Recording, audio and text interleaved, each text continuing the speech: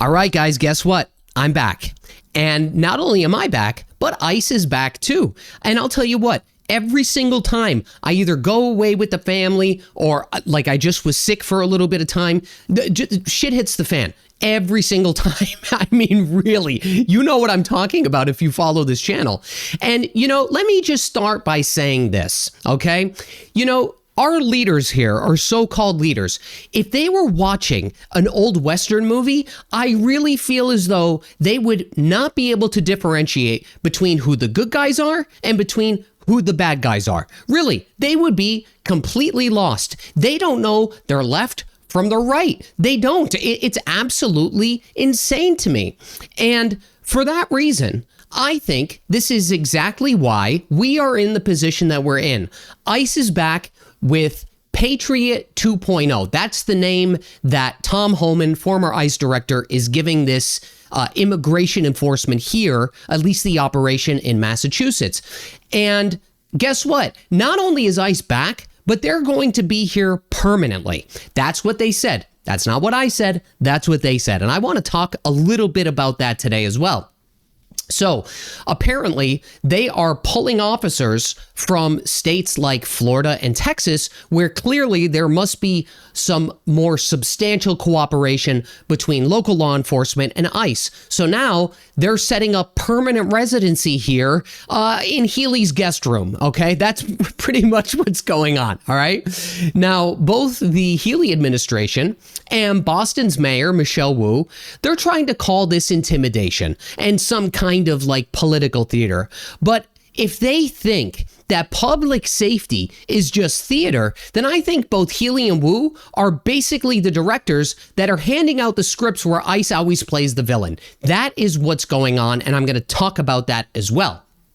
Now, I don't think that they got the memo, but the problem is that this isn't Broadway. Okay, this is not Broadway. And unlike some kind of stage play, the crime doesn't stop when the curtain drops. Okay, what are we doing here? What are they doing here? Really, these people are out of their minds. They are literally out of their minds. So I want to get into my theory on why I think this is happening and why I think this is completely calculated. Okay, let me rewind a second here. Talked about this once before. I want to bring it up again.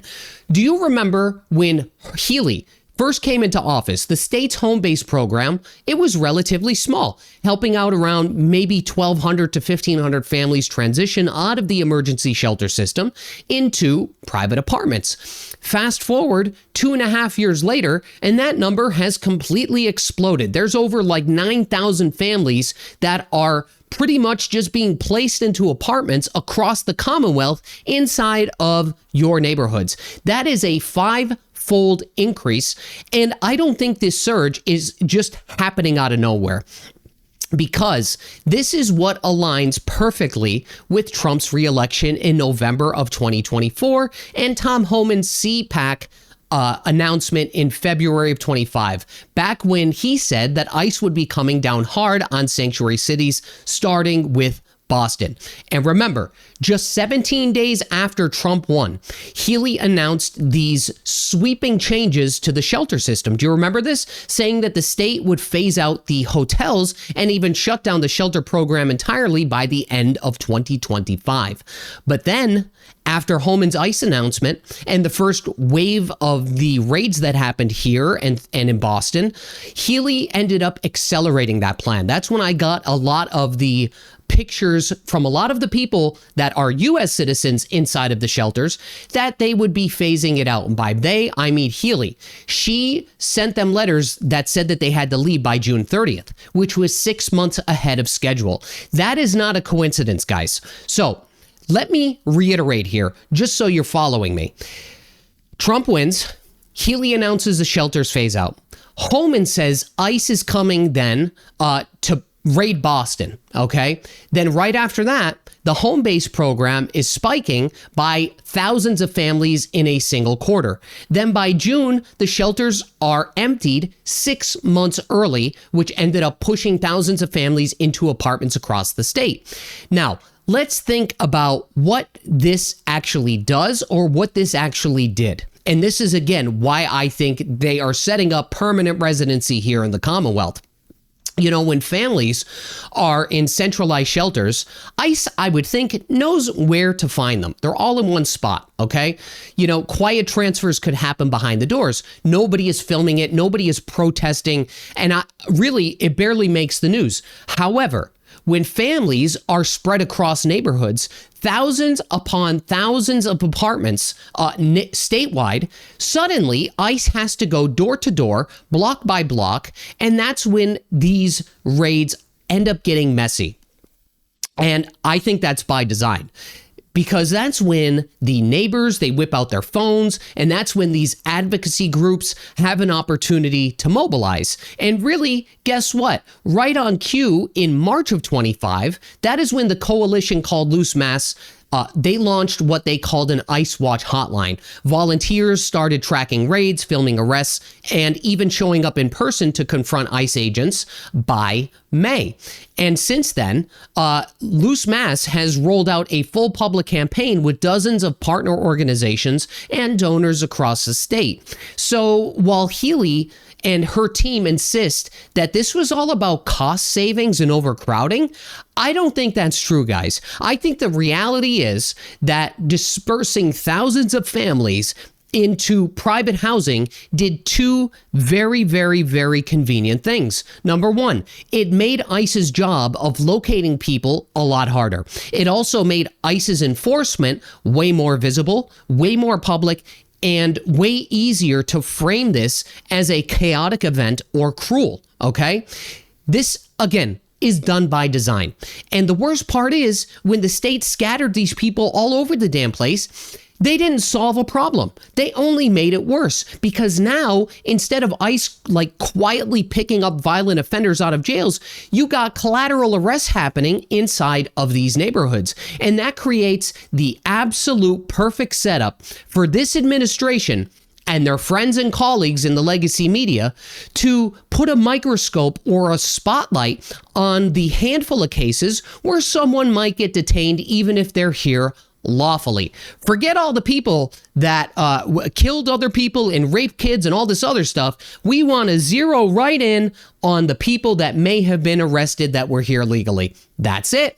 That is the theater, guys. That's the theater. That's the script that they want you to see. And this brings me to talk about the bigger picture. Let me talk about the bigger picture here.